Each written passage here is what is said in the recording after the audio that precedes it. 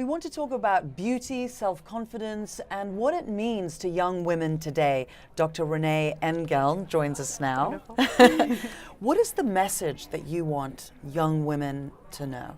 The message that I want young women to hear is that there's a lot of power in thinking less about beauty, in taking your attentional, your emotional, and your financial resources and spending them somewhere else.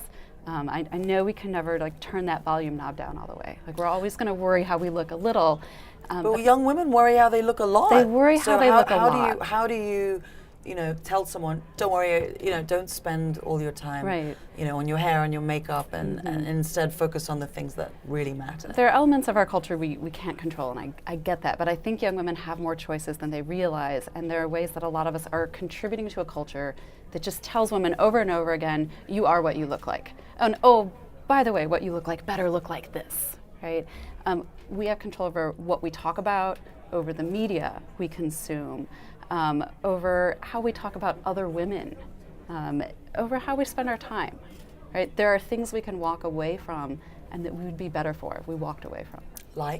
Like certain magazines, right? I can't tell you how many decades of research we've had on this now that even a couple minutes of exposure to the kind of images of women you see in fashion magazine increases body shame, increases depression, increases anxiety.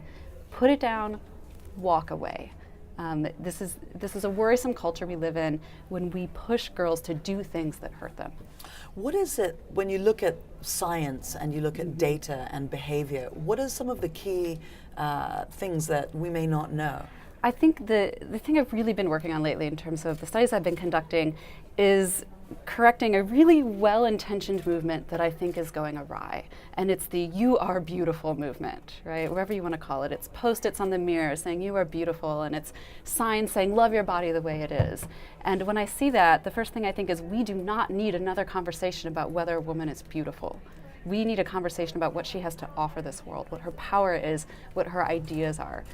We need to stop getting women to think more about whether they're beautiful and start getting them thinking more about all of the other things they are and all of the other things they can be. When you tell a woman she feels beautiful, what evidence from my data suggests is that she ends up feeling uglier. Really? Imagine every time you've had a woman say oh, I feel so fat, I feel so ugly, and people say, no, you're beautiful. Do you say, oh, okay, check. Now I'm beautiful. So you're saying that using that term in particular triggers some kind of a reaction that is actually more diminutive. Absolutely. We positive. Did a study where we had young women think, I like my body. So we asked them every 20 seconds, you're going to hear a little chime. When you hear it, think, I like my body. Nothing too outrageous. They did that for 5 minutes. The ones who thought I like my body liked their body less, because the thought process it triggered was, I like my body. No, actually I don't. And then they came up with all the reasons why they didn't. What do you think is the one key question that every woman should ask herself? I think the key question is, what kind of human being do I want to be? And I think the more you ask yourself that every day, the less time you're going to be spending in front of the mirror. What do you think the biggest issue is facing women today? There's so many issues. That's the most important, right? That you think is the most important. I think the most important issue is that we have many women who are ready to fight the battles that need to be fought, and they haven't found it in themselves to get out there yet. And so even though sometimes it sounds superficial to be talking about things like body image and beauty, I think that's what's often holding women back. We need to hear more and then the language voices. that we use in communicating that.